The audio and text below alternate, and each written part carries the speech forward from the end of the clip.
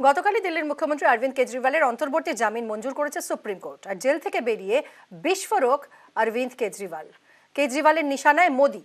এবার মোদি জিতলে মমতাকে জেলে পাঠাবেন, বিজেপি বিরোধী সব নেতাকে জেলে পাঠাবেন, তেজস্বী, স্ট্যালিন, উদ্ধব, বিজয়নকেও জেলে পাঠাবেন।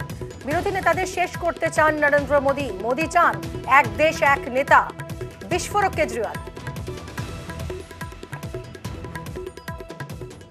उस मिशन का नाम है वन नेशन वन लीडर। देश के सारे नेताओं को खत्म करना चाहते हैं मोदी जी, और इसको दो स्तर के ऊपर इस मिशन को चला रहे हैं।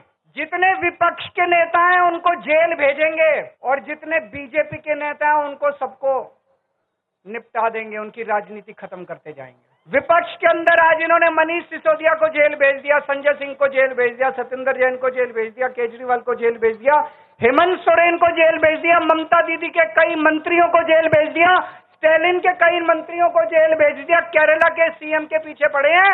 अगर ये चुनाव जीत गए, थोड़े दिन के बाद ममता दीदी जेल में होंगी, तेजस्वी यादव जेल में होगा, स्टैलिन साहब जेल के अंदर होंगे, पिनरई विजयन जेल के अंदर होंगे, उद्धव ठाकरे जेल के अंदर होंगे, जितने विपक्ष के नेता ये सारे जेल के अंदर होंगे। বিজেপির নিশানায় ইন্ডিয়া জোট। কেজরিওয়াল জানেন কারা দুর্নীতি করেছে, যারা দুর্নীতি করেছে তাদের নাম নিয়েছেন কেজরিওয়াল। ইন্ডিয়া জোটকে খোঁচা বিজেপি সাংসদ শ্রমিক ভট্টাচার্যের। যারা দুর্নীতি করবেন তারা জেলে যাবেন। যে বিরোধী নেতাদের কথা বলছেন সোনিয়া গান্ধী এবং রাহুল গান্ধী, তারা আছেন বেলে।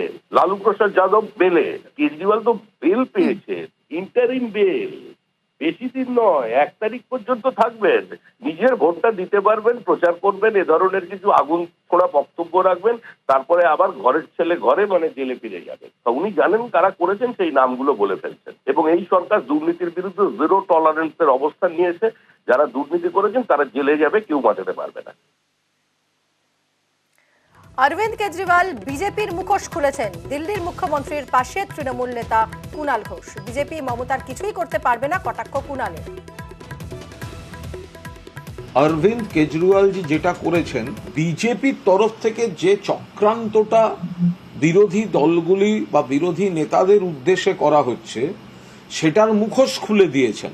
কিন্তু আমরা বাংলার মাটিতে দাঁড়িয়ে আত্মবিশ্বাসের সঙ্গে বলতে পারি, মমতা বন্দ্যোপাধ্যায়ের বিরুদ্ধে যত চক্রান্তই ভারতীয় জনতা পার্টি করুক, মমতা বন্দ্যোপাধ্যায়ের কেশাগ্র স্পর্শ করার ক্ষমতা ভারতীয় জনতা পার্টি বা তৃণমূলের যারা বিরোধী পক্ষ, শত্রুপক্ষ কুৎসাকারী যারা আছেন, তাদের সম্ভব হবে না।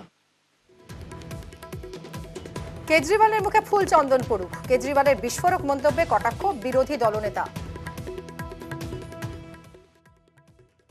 মাননীয় মদ কেলেঙ্কারিতে যুক্ত অরবিন্দ কেজরিওয়াল, তিনি একটু আগে বলছিলেন বিজেপি যদি ক্ষমতায় আসে তাহলে মমতা ব্যানার্জিও জেলে যাবে।